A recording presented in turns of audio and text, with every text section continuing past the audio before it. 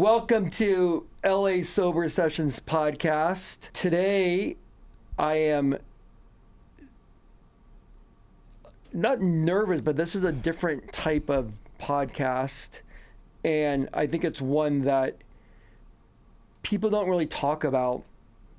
And it's going to be about, if you are in a family where there is addiction, how the kids and the family, what happens to them.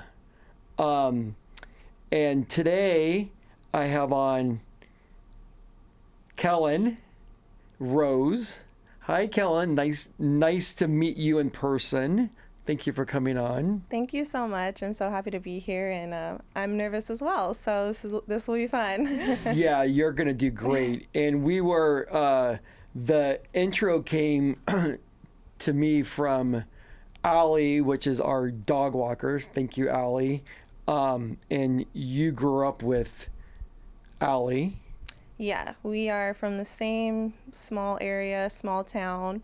We actually have the same birthday, so we're birthday buddies, both Scorpios. And she's also behind the mission of living a sober life. So she was more than happy to introduce me to you and kind of get my book and my mission out there. Awesome. And so you have written a book, and it's fiction, but it's based off of real life. Yeah. It's fiction based on real events that helped shape me into who I am today. But it does have a little fiction twist to it. You grew up in Carmel. Yeah, I grew up in close to Carmel, but I was in Carmel often, like Monterey, Pacific Grove, the coast, pretty much. And it's a small town, and it's quiet, and everyone knows each other. And so tell me about how was it growing up there? Yeah, so it is a very small town. Everybody knows everybody. The average age there is 50. So there's not much for kids to do except go to school, play sports, go out to eat. Or if you had money, you would have to go somewhere where you could spend money, like mini golf or something. But once you get 16, 17 years old, you don't really want to do nothing. You don't really want to walk around. You don't really want to play mini golf. So that's what led to the get-togethers at people's houses or bonfires. And it just seemed like alcohol was always involved because we didn't know what else to do. And with the whole lack of privacy, everybody knew everything. So your reputation was huge there. So if I ever did anything out of character or out of line, word got back to my parents fast, and I was, reprimanded for a little action I did. So I tried to be on my best behavior as much as I could, but I was just a kid, I had to learn. But I felt like there was little room for error growing up. Yeah, I can relate to that. I grew up in Palm Springs, and Palm Springs is much different now, and it's big, and the entire desert's like one. It's like I think now it's probably during the winter 1 million people live there. When I was there, probably in the height, there was probably 500,000 people maybe, and it was the same where there was not a lot going on. We got in a lot of trouble early. We started drinking early. We started partying early. And there were some times where my parents were not very happy with me. But I think that it kind of makes you who you are, and I'm a lot better because of it today. Right. So talk about your family, or the book, and your early life. Yeah, so I grew up in a 2-income household. My parents fed me, they bought me clothes, we went on family vacations. So it seemed like we had the picture perfect life. And not being hungry at night, not being cold was amazing. I love the fact that I had all that. I was set up to succeed.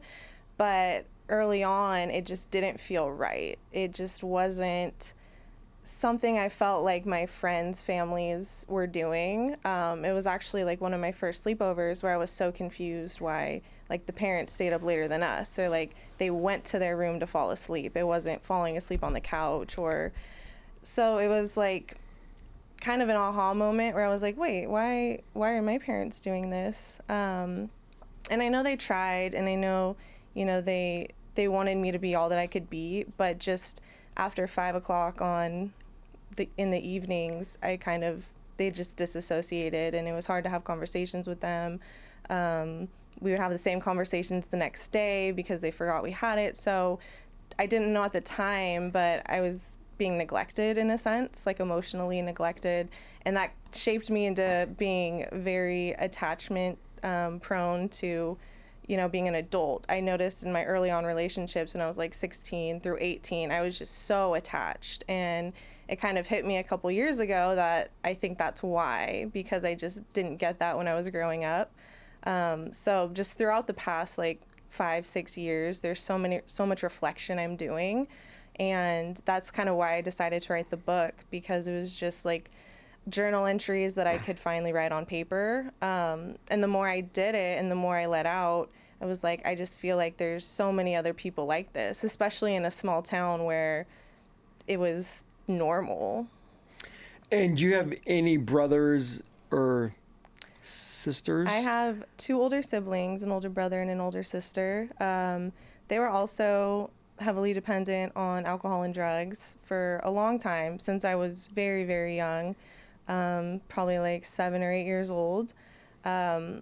The book mainly shows the relationship I had with my sister.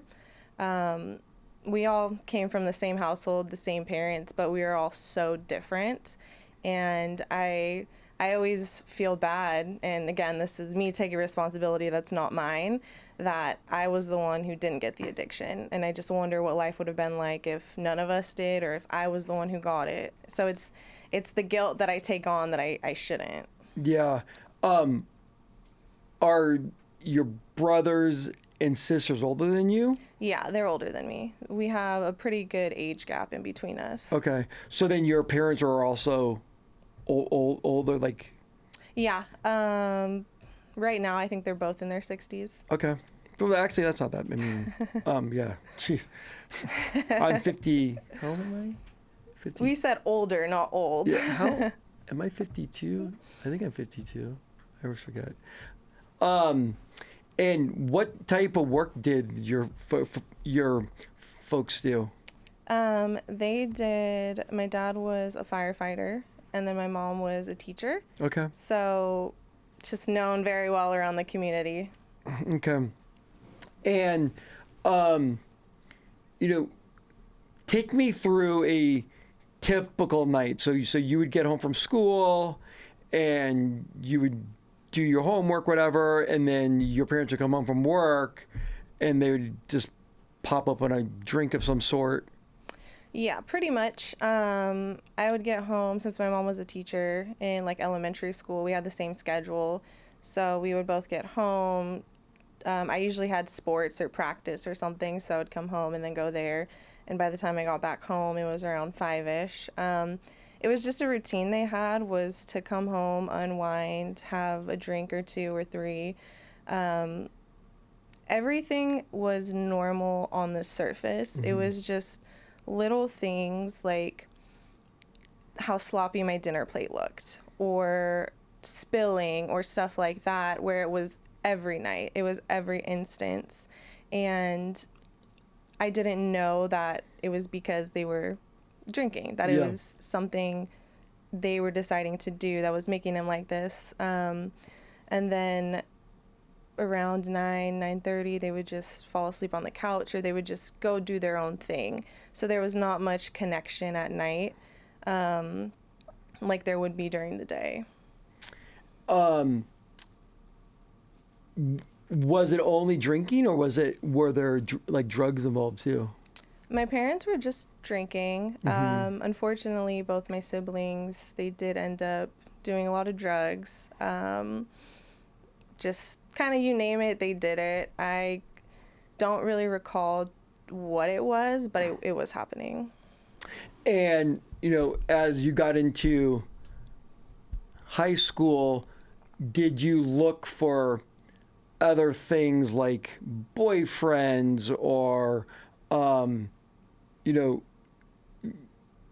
anything else to attach to so you wouldn't feel so much pain? Absolutely. I think I didn't really have a real boyfriend until like my freshman or sophomore year.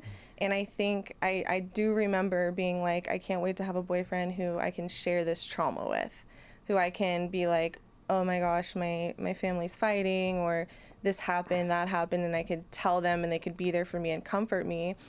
But realistically, at that age, nobody wants that type of commitment to you're a 16-year-old boy and you don't want to deal with your girlfriend's family's drama, or you just want to have a normal night over there, but something happens.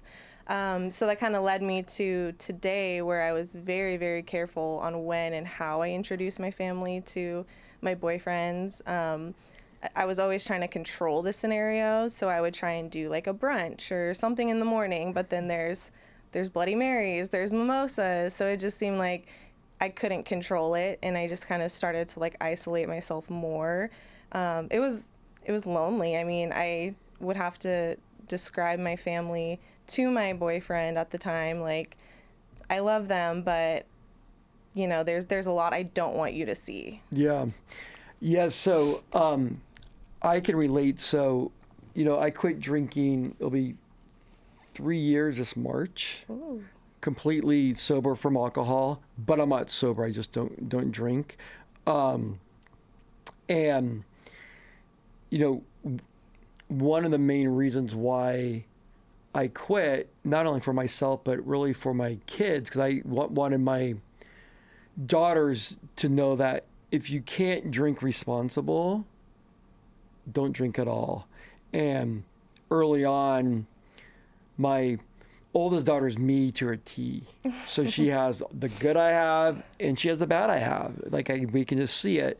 And, there was times where we'd be out with friends or we'd be on vacation, and I'd get sloppy.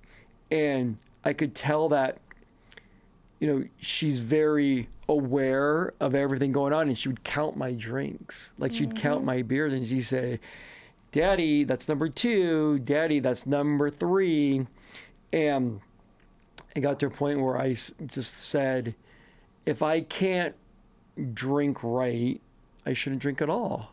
And I think I just internalized drinking in such a negative way from very early on. And it just kept going. And I know that my kids respect me for just saying enough, and our overall connection is that much better now. Absolutely. Yeah. I think that's something that I think everyone says they're gonna do, but they don't actually do it. And like, to make that commitment to your kids, I know there's parents say all the time, I'll do anything for my children, except when it comes down to it, will you get healthy? Will you stop drinking? Well, no, but I'll do other things.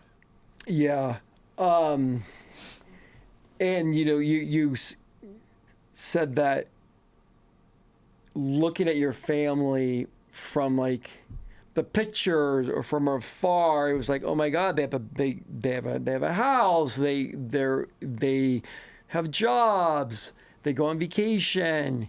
It looked like it was like the Waltons, but as you dive into it, it was so different. And again, I can see that because there was families that I grew up with that were very well off, and maybe that one of the parents was an attorney, one of them was a doctor, and it looked like they were like the perfect picture family, but down as you tore it apart, it was a fucking disaster. And I think that people want to show this image, they want to show who they want to be, but as you pull it apart, it's completely different. And I think there's a part where I know every family has their things, but it got to a point where I just didn't want to be with them anymore.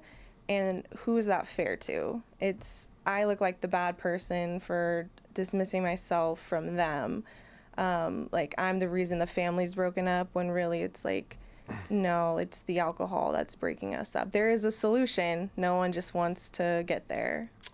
And do they still drink now, or are they sober now? That is a work in progress. I know that both my parents are trying to stop drinking as much.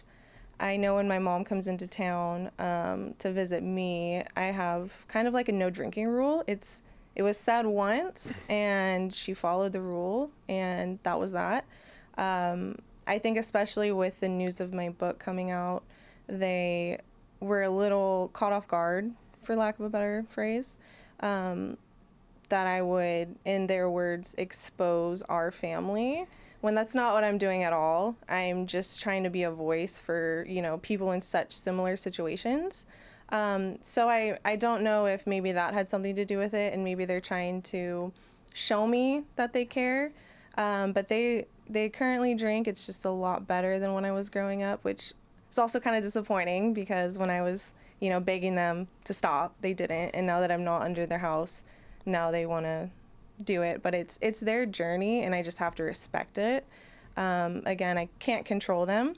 My brother, he has been California sober for about 12 years now, which is amazing. It was kind of a really rocky ride for him, messing with alcohol, and I think he learned his lessons and moved on. He kind of used it as a crutch. Yep. My sister and I aren't really on speaking terms at the moment. I kind of set that boundary because there was just so much chaos, so much turbulence, that it was really disturbing my soul and my peace. And I just had to draw the line and say, like, I'm here for you and I love you, but I have to love you from a distance. This is just too much for me to bear. When you're, I feel like I was caring more for her than she was. And there's just a limit at that point. Like I said, my soul can only take so much. So I really don't know. The last I heard, she's working on it, and it's been something she's been working on her whole life. And that's a lot of why I want to do this, because our relationship just taught me a lot growing up, and I'm who I am because of her, but not in like a Hallmark movie type of way. Mm-hmm. It was a lot of lessons learned and a lot of slippery slopes, but everything I'm doing is coming from a place of love. Like, I love them and I just want the best for them, and if everyone else is going to enable them, I'm not going to. Yeah, I think that as someone that has a very addictive personality, as I was doing some homework on this, I was thinking about me, and I think, if I'm honest to myself, in a lot of ways, I am selfish. And it's hard to even say that, but if I'm honest, it's true. And I think that you hear always about the addict, but you don't hear about the train wreck behind it, right? Mm-hmm. Like you go, oh my God, that person got sober, great, but you don't hear about the train wreck that happened before it. So I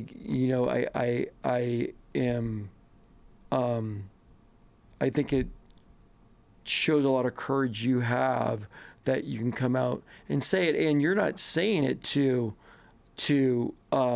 cause pain, but first you were in pain, and you were in pain for 20 plus years, whatever it was. And it's a way for you to actually heal. And as you heal, it helps other people out there as well. Absolutely. And I think a lot of what I'm trying to bring to the table, to bring to the surface, is that everything I'm doing is from a place of healing and not hate. I think it could be perceived as that way if you have an addiction and you don't want to be called out. I think anyone who's in my position can agree, or at least see where I'm coming from, that this is your family, like your friends. All you want is the best for them. But enabling them to do what's harming them is not good.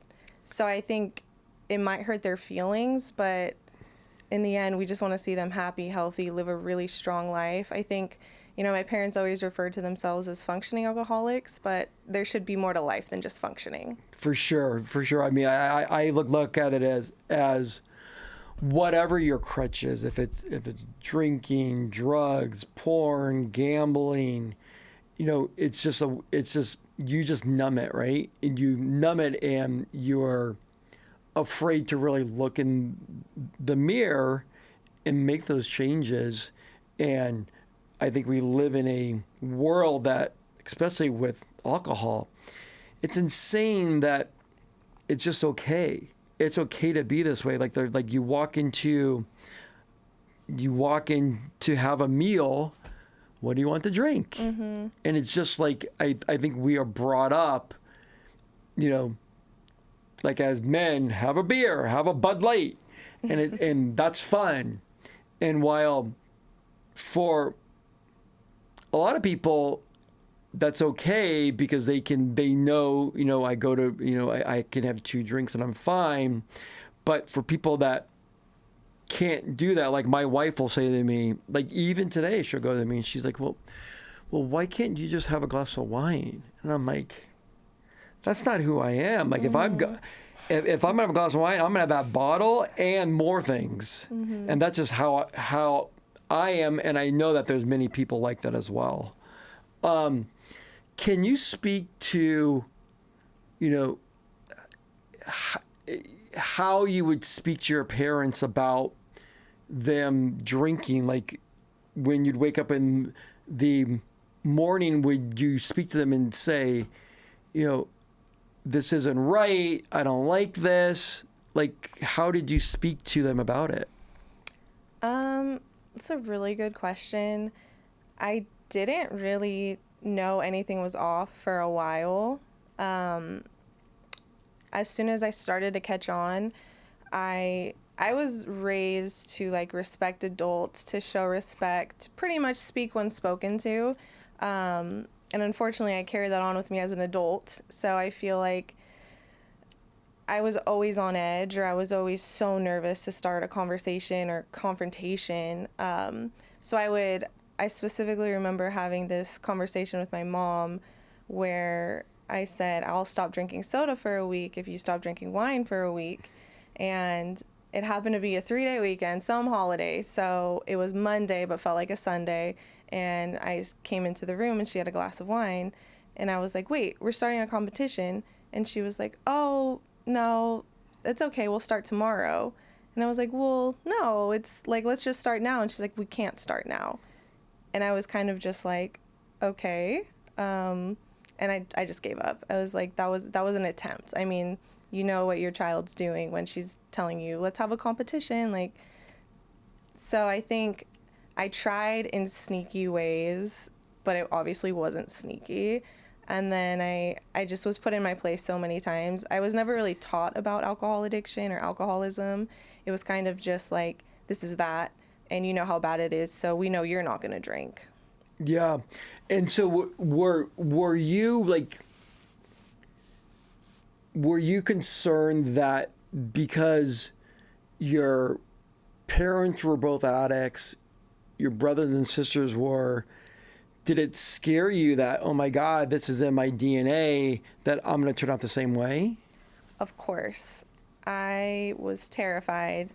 And the fact that there was no like education about it, there was no like, this is alcohol, this is why I mean, of course I know why they drink. I was told bits and pieces, or this is why you can't drink, because we can't stop. We don't want you to have to, go through the same thing we're going through. They would say that to you? Yeah, it was pretty much told to me that I wasn't going to drink because I know how bad it was, because I witnessed it. So of course I was like, well, let me decide that, or you can't tell me what to do. But actually, like, I didn't try alcohol for a while. I didn't like the taste of it. I couldn't do a shot. Like, I didn't like beer. It wasn't until like I was introduced to like cocktails, mixed drinks, that I was actually like, okay, this is kind of good. And I had my fun. I mean, I was never like, I would go out, have my fun, and then the next day I'd be like, all right, well, I'm not doing that again for a while. Yeah. So I viewed it as kind of like a quick good time, but also I hated how I felt after. Yeah. And I just couldn't understand why I was the only one who felt that way. And does it run throughout the family, like your mom and dad's parents and uncles, and is it just I have I don't really know my grandparents. My parents, relatives, they have the genes, the genetics. I do have a few family members who don't drink at all, just because they know it's not good for them. They've been sober like 20-ish years. But yeah, every family event, it was all revolved around alcohol or like partying type of thing. Yeah. Did it affect your schoolwork at all? Like, did you do well in school, or did it make it? Definitely not. I was not the best student. I think I tried. I just didn't really get help.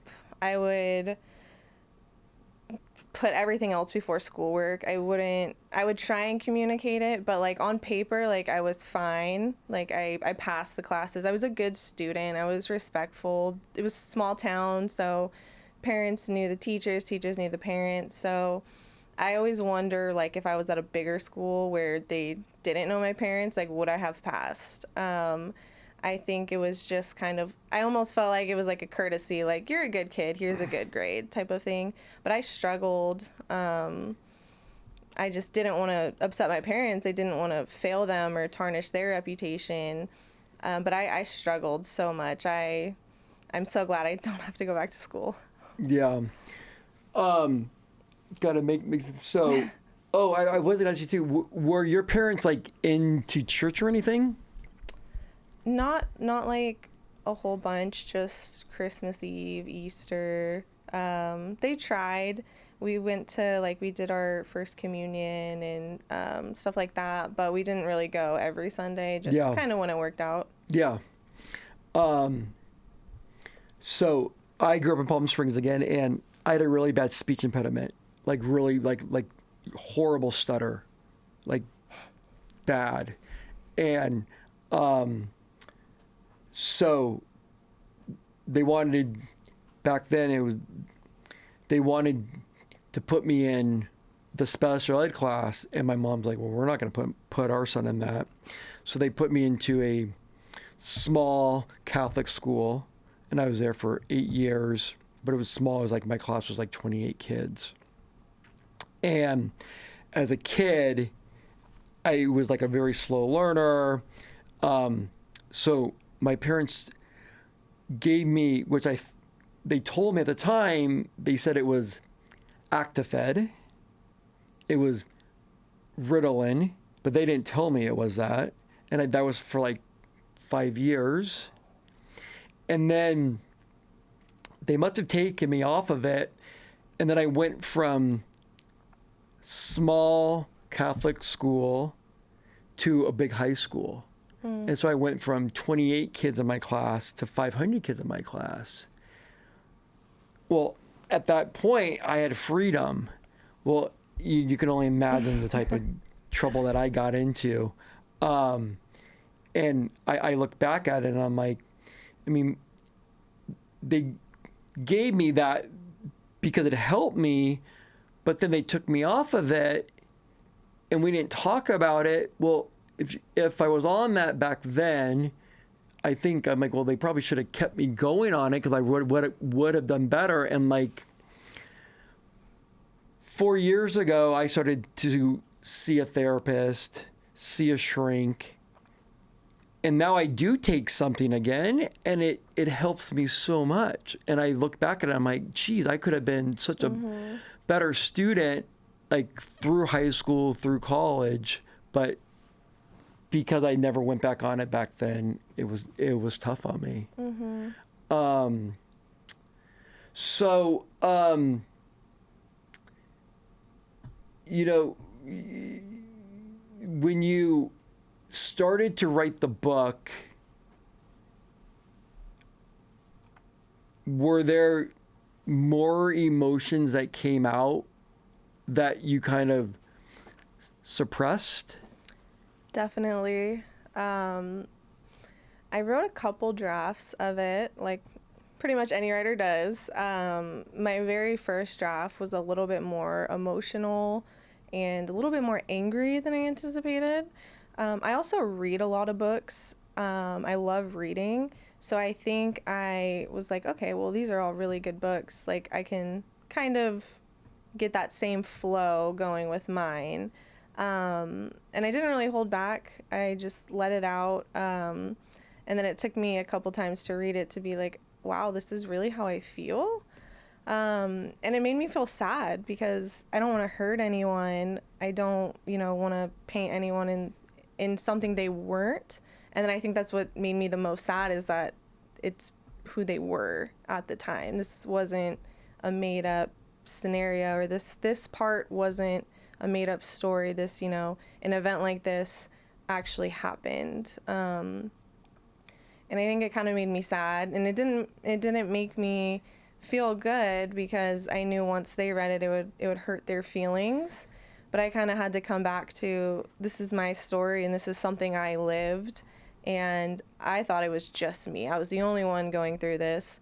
And the truth is that everyone has their own story, whether it's like that or different, or, it's a relationship with their brother, not their sister, their stepdad, not their dad. Everyone has their story, and it's okay to be sad about it. It's okay to, let yourself know that these were your feelings and these are your feelings. And if you want to be the best version of you, and if you want to heal, you got to do what you got to do. And not everyone can understand that. It's not an attack. It's just the little girl who wanted a family and couldn't find it. And I think I just want to make sure that everyone knows it's a place of healing and not hate. Did you start to read at a young age? Sorry. It's okay. Not so much. I had a very hard time focusing on reading. Yeah. It's actually just the past couple years. One of my friends, she reads a lot and she has tons of books. So she was my own personal library, and I was trying to read like a lot of self-help books. And I was like, okay, well, this is great, and I'm learning a lot, but like it would take me like 2-3 months to finish. And I got into like psychological thrillers and like mysteries and stuff like that. And I finished a book in like 3 days, and I was like, this is great. Like, I'm off my phone, I'm sitting cozy in my house. So then I don't know, I think in the past 2 years I've read like 100 books or so. Yeah, 100 books. reading. That's amazing. It's so fun. It's just a different world, and I love connecting with characters. So yeah, I like pretty much just picked up the flow of that.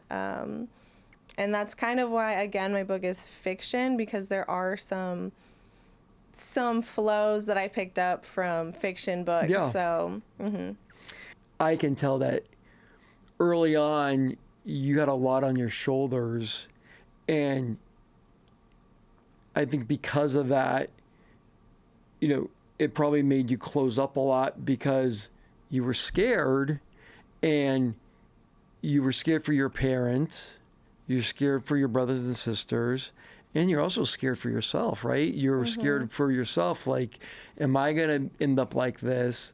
How am I going to support myself going forward? And I think it probably, made you close up a lot. That's 100% true. Yeah. I had to keep a lot to myself, because I didn't want to, I didn't want anyone to know anything was wrong. I think I grew up as a very empathetic person, and I love that about myself. I love that I can listen to someone and not make their story about me, or not be like, oh, I totally know what you're talking about, and then tell them my story, as opposed to listening, like, to understand. And I think now, as I grew older, I still have empathy, but I believe that there's empathy and consequences. You can have both. If you do something that's not okay, like, I'm not just going to forgive you because you're family, or because you were drunk, or because you didn't mean it.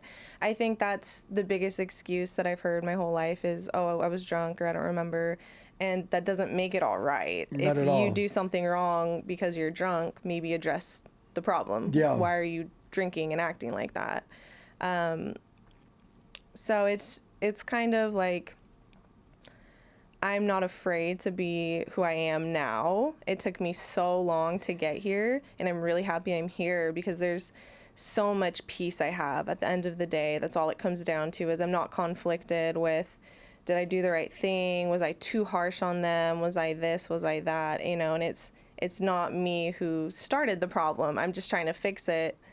And I think that's what I found is most important, is, am I at peace with myself at the end of the day? And mostly I am. And, looking back, if you could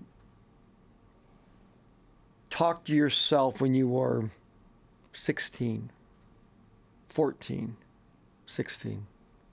Girls are a lot more mature than men. So We're the worst at 16. Oh, trust me. I have 2 daughters and a wife, and I love them to death, but I'm the only guy. Well, now I have Tofu, Oh, there our you go.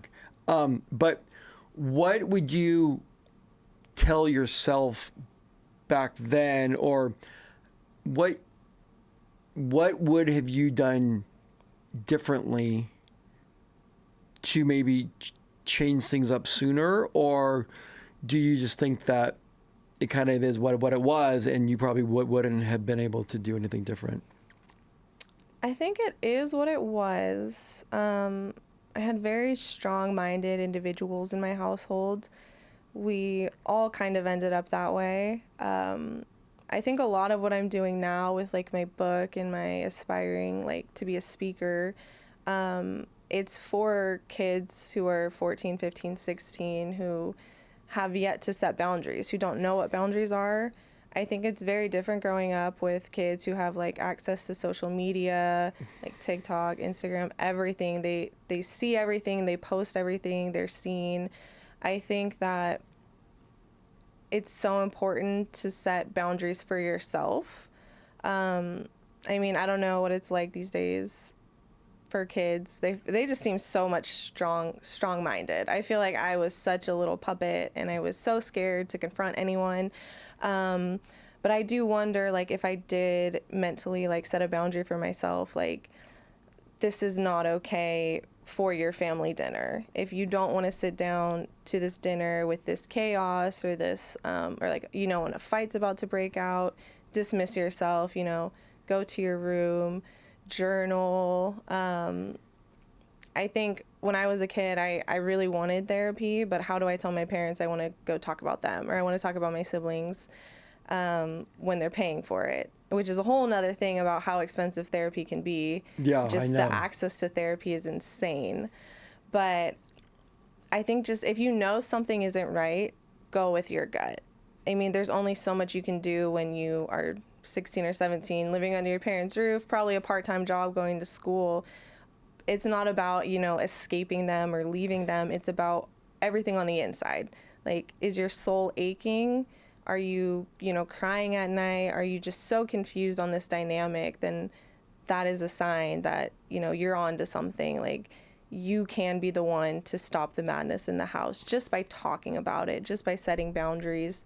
And like I said, it's something that we don't know we can do, but we really can. Just bringing it to the surface is step one. Did you ever think about, going to a teacher about what was going on at home and how it was affecting you? Or were you, because it was such a small town, you were afraid that it would expose you and your family and then make it even worse? I had both of those. I had a little school counselor who came once a week when I was in middle school, and I had told her about a few things that happened, and she had to tell somebody. Nothing crazy. See, I'm already defending it. I'm saying nothing crazy, but to someone else it could be crazy. Just So a what little, kind, what? just a parent was drunk driving, and there was just a wrong turn into a different house, and then Wait, so one of the parents is driving you home and they just pull into the wrong house because they thought that they were home. yes.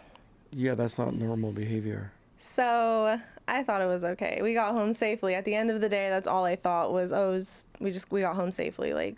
Things happen. So I told the counselor that, and of course she couldn't not do anything. So word got back, because my mom was also a teacher. So word got back to the teacher, who got to my mom. So before anything was done, my mom heard, and she was upset that I had said it for, to make light of the situation. I was in the wrong for telling someone. And then I just couldn't see that counselor anymore. Nothing was done. It was just you're done seeing her. And did your mom ground you, or was there, or it was just they just It was just dismissed you? Yeah, I was let's not lie type of thing, or that's not what happened. So Wait, that's crazy. yeah, as I was writing and I was reflecting back on things, I felt like I was gaslighted a lot. And again, I'm 31. So back when I was 6, it was a very different time. 6, 7, 8, Yeah. very different time. So like I said, I was taught to respect your elders, speak when spoken to type of thing. So I was always just whoops, I shouldn't have said that, or I shouldn't have done that. So I was taking a lot of responsibility for things I shouldn't have. When I was just a kid, I didn't know. No one talked to me. No one told me. There was no acknowledging mistakes, especially around drinking. I think if someone just would have had a conversation with me, yes, I was drinking. Yes, this did happen. I made a mistake. Just even if it's a lie, just help this little girl out. Let her know, it was bad. Let's move on. At the very least. Do you think that if one of your parents didn't have a drinking problem, do you think they would have continued to enable them so they would keep the family as one? Or you don't know because that's not the way the family was? Yeah, I always thought about that too. What if they both stopped, or if one of them wanted to stop? It would be just I'm going to stop for a month, and then that would be it. The month would be up, and then I don't know, if I can't recall if it was for a health thing, or if it was just let's see if I can do this. But I think they were just simultaneously drinking together. They are divorced now, and I think they are drinking less apart. Definitely my mom, she's working on it, and her partner doesn't drink either. Very, very, very, very little. And I think that's helped her a lot. That's the support she needed. And then I think with me setting the boundaries, has helped a lot, but I can't see one of them not drinking and the other one drinking. And do you still have a relationship with your dad? We do. For a while, when I was having issues with my mom, just every girl takes out their anger on their mom for some reason. We view our dad as the saint, and my kids don't view me as a saint. I'll tell you that right now. I don't know, for a while, I don't know if I was just he told me this is how things are, and I'm just gonna go along with it. He's mentored me a lot, I think, when it comes to my career and making decisions. He's always been the one I went to, or like financially, he's given me good advice, or he's been there. So it always felt like I was betraying him when I kept like, if I brought it up or if I complained about something, I just kind of always had to make a case for what I was upset about. So long story short, we do have a relationship. We do talk. I know with the book coming out, he kind of views it as an attack when it's really just me telling a story. And then my mom and I, we are close. I think it's kind of got the opposite reaction. I thought she would be more upset, but I think she really understands where I'm coming from, and we're pretty close. And she respects my boundaries, and that's really all I can ask for at this point. But yeah. And where do you live now? I live in Monterey, okay, California. So you're still up there, and I'm sure a lot of your friends know that this book's going to come out. What has their reaction been? So I let a few of them read it. I wanted like some editing advice or just an overall, like I've never written a book before. I don't know if it was good or not. Yeah. And I just wanted honesty. And they loved it.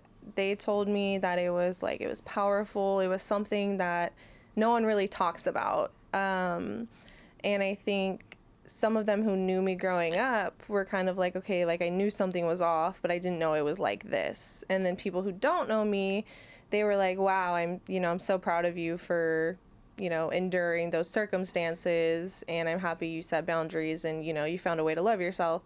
And I have one friend who read it, and we have very different family dynamics, but she has a rocky relationship with her sister, so she was able to relate to that. And we had like a 20-minute conversation about it. And I was great. like, okay, this is exactly why I'm doing it, because she didn't grow up with alcoholics, but she grew up with a different relationship with her sister. Like, and now she can see that, it's not a common thing, but it is something that happens. And that's all I want to do, is I just want to be there for people who, think everything's okay, or who think, like, this is life, it is what it is. That's my least favorite quote there is, because I think you can make it something better than it is. No, it's so true. I mean, I know people that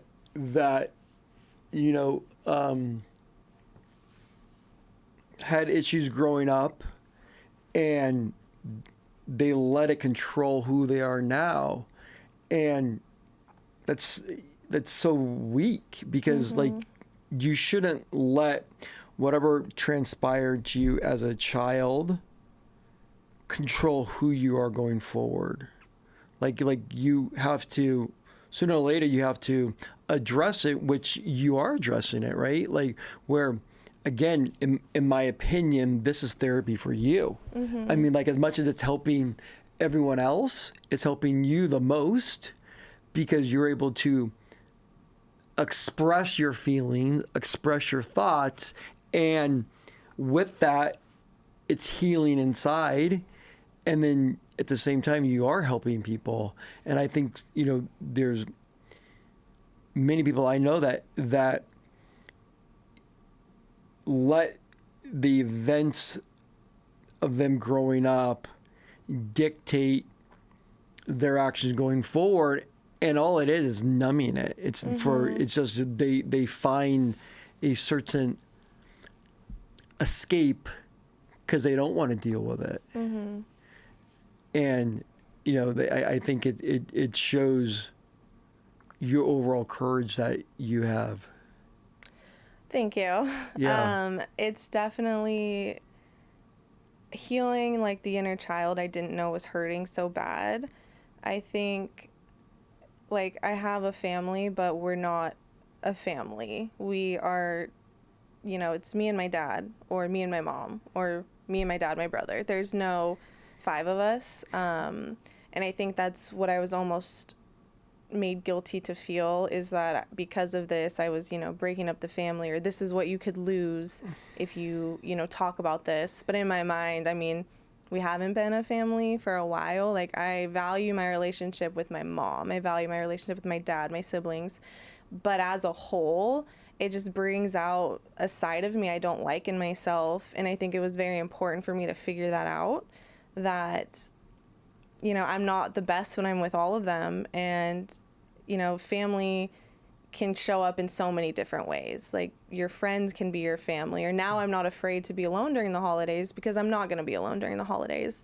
And I'm an introvert. I love time to myself. I have a dog. I have a boyfriend. Like, that's my family when it comes down to it, you know. And if for some reason I didn't have a boyfriend, I would still find family somewhere else. You know, this book especially has taught me that, you know, you don't have to put up with what you think you have to put up with. Like, you can find family in friends or a walk on the beach, or, like, it all comes back to, like, what's going to make you happy at the end of the day, not obligations to show up to a family dinner you're not going to like.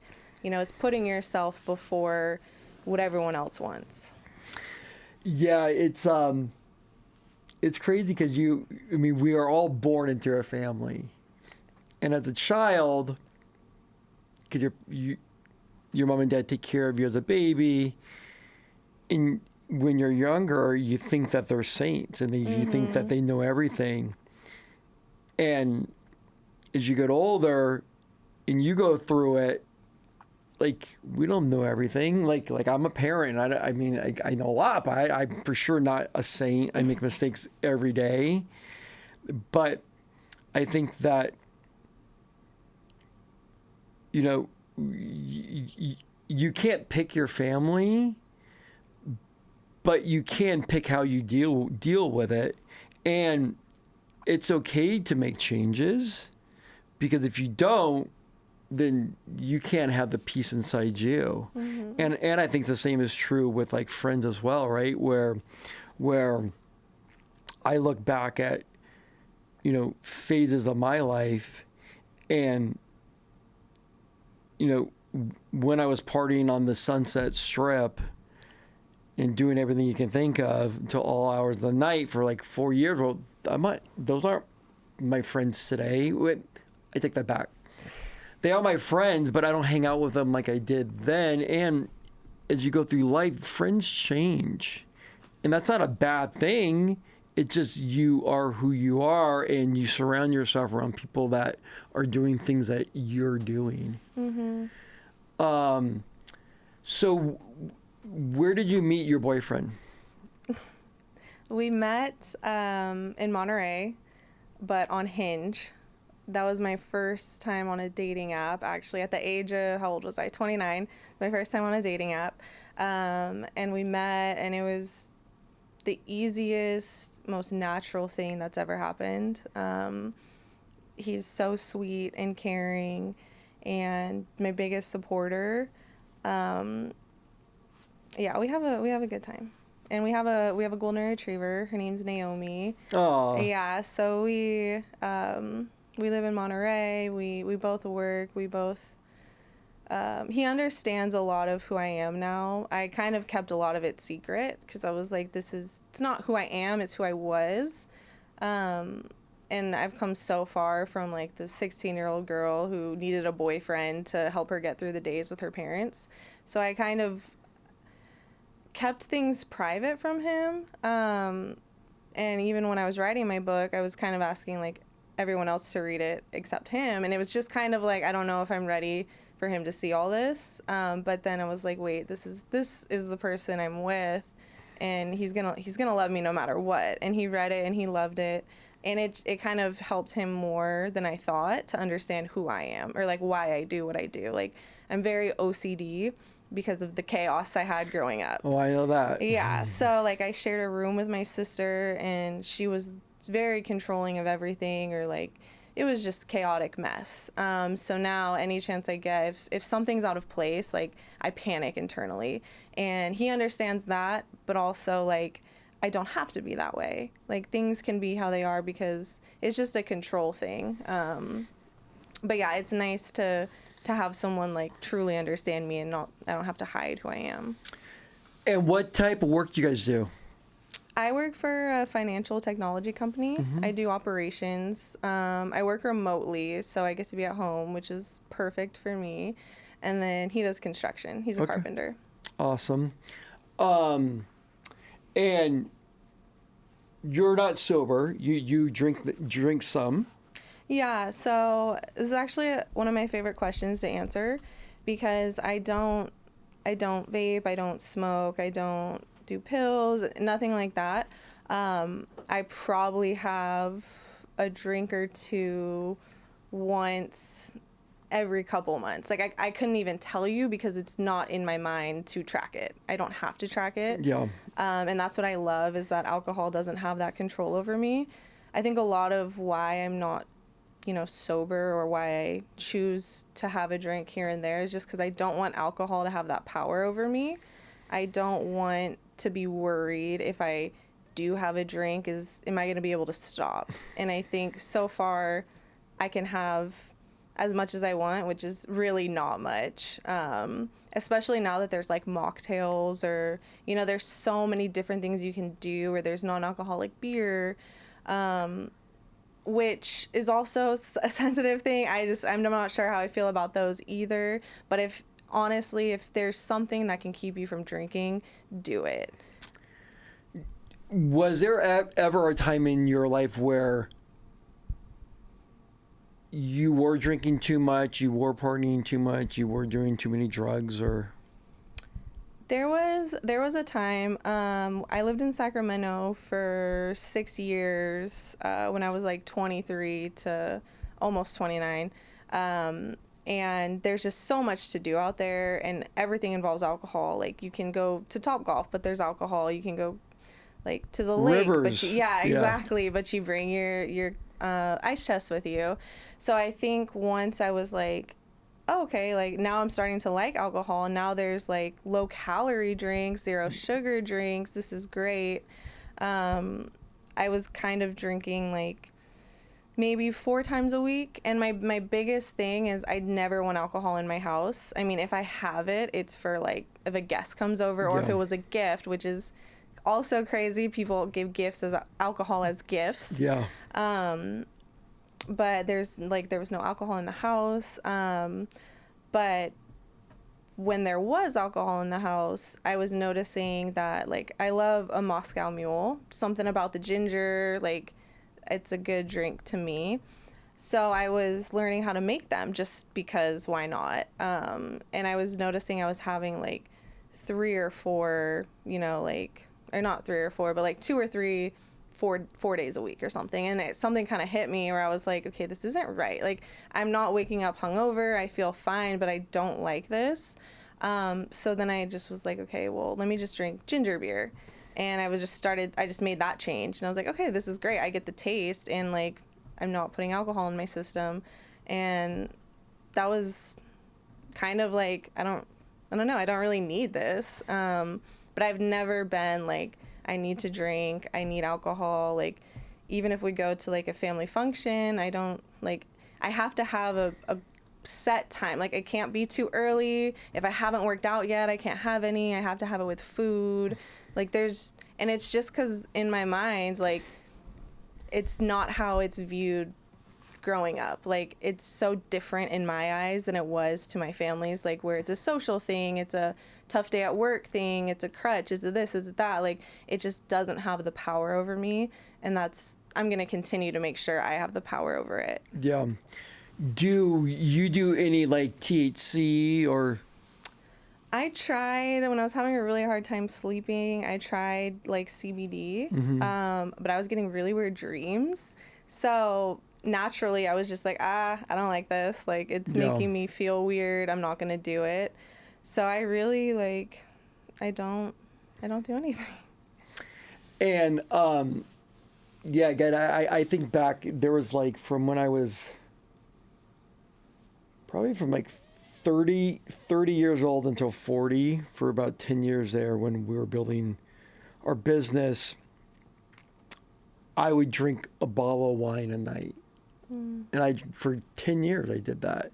And I thought to myself, well, I'm not a drunk because I'm drinking wine. Like, wine's like high class. And I'd wake up every morning and I would work and do all the things that I had right in front of me, but you learn how to live that way. And I woke up every day hungover, and I woke up every day because you don't sleep good when you drink. Mm-hmm. And it's crazy how you train your body to live that way. And now that I don't drink, oh my God, I look back, I'm like, how did I do that? Mm-hmm. And while I'm not sober, I'm sober from booze, and I don't miss it at all. Like zero. I wouldn't say zero. Like there's times when I'll walk by, like if we're like out on vacation and someone's having a glass of wine, and I'm like, ooh, that looks kind of nice. But I don't much anymore. Like I can't say I'm never going to drink again, because I think if I put that type of pressure on myself, that's when it can turn. But I can't see myself drinking again. What do you want people to feel after they read the book? I don't want people to read it and say, poor girl, what a sad life. Her family, put her through so much. That's not what I want. If I wanted apologies, I would just go ask for them. I would tell the world my story, the saddest parts of it. I don't think you get anywhere, feeling sad for yourself. And I think that's the whole point of the book, is that you're so much more powerful than you think. That once the main character realized that she can't control her family, controlling the environment is not going to do much, because, addicts, alcoholics, they'll find a way to get what they want. So I think it's important to just remember that you're only in control of yourself, and that people aren't in control of you either. So the main character faces a lot of self-doubt. She doesn't love herself because she was put in so many situations where, she didn't feel loved. So if, the people who are supposed to love her don't love her, how can she love herself? So I think at the end of the day, it's important to find what's important to you, stick with it, be true to yourself, and find peace with yourself. I know it's such an overrated cliche, like, peace, finding peace, but it's so true, because you can't do anything angry. You can't do anything good angry. You can't go to sleep at night angry. So I think that, by gaining the power back, by finding peace in yourself and loving yourself, you're going to do anything you can do, because you're not going to blame yourself for something that's out of your control. So I think the main takeaway is that, set your boundaries, show resilience, and love yourself. Very well said. One last thing is, or two things is, one is, do you want to have kids? I do want to have kids, yes. And you're going to bring them up totally different than the way that you were brought up? Absolutely. I think that's another thing to point out, is that I'm not a parent. I've never had kids. I've never had to raise kids. I've been on my own time for the last 31 years, and I know my parents, they tried for what they could do. If they could do it again, they tell me they would. So I'm hoping that when I decide to have kids, and when I have them, they show me that with my kid. That's all I can ask for from them now. But as for myself, I'm excited to show them a different type of life that I never had. I can't look into the future and tell you what kind of mom I want to be or that I could be, but I have a plan. Like, I think it's important to know that, like, you can have conversations with your kids, you can educate them. I think that's what's so missed, is that there's no education, there's just hiding, or like, we'll talk when they're older, but that's all I hope to do, is just raise them to be aware and alert and just know they're always going to be loved. Yeah, I think when there's not a book on being a parent, and it is super, super difficult. It is by far the most rewarding job I've had, and the hardest job I've had. Mm-hmm. And, you know, when I make a mistake, I apologize. And that's all they want, I think. I think they want to know, and I think that people only change if they want to change. Like, people can say stop drinking, but if you don't want to do it, you're not going to make a change. And I think people have to want it inside them. But being a parent is hard. It is. So, where can people find you?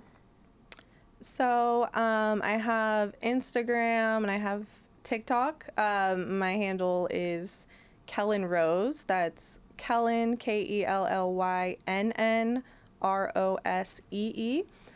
Please DM me. I would love to hear from you. I'd love to hear your story or answer any questions you have. And then my book will be available on Amazon January 7th. So there's the paperback, the hardcover, or the Kindle version. And what's the name of the book? It's called Accept Me. That's a great name. I wanted to do a play on something. So it's a play on, like, they all share the gene, accept me, and also, like, accept me as the non-alcoholic. So, yeah, Amazon, January 7th. Awesome. Well, I will for sure be buying a book, and I'm going to read a book. I'm not going to skim it. I'm going to read it. Well, it was very nice meeting you. Thank you so much for coming on. I again think that as someone that has a very addictive personality, we are selfish, and I think that we don't talk about the people around us that we, put through the ringer.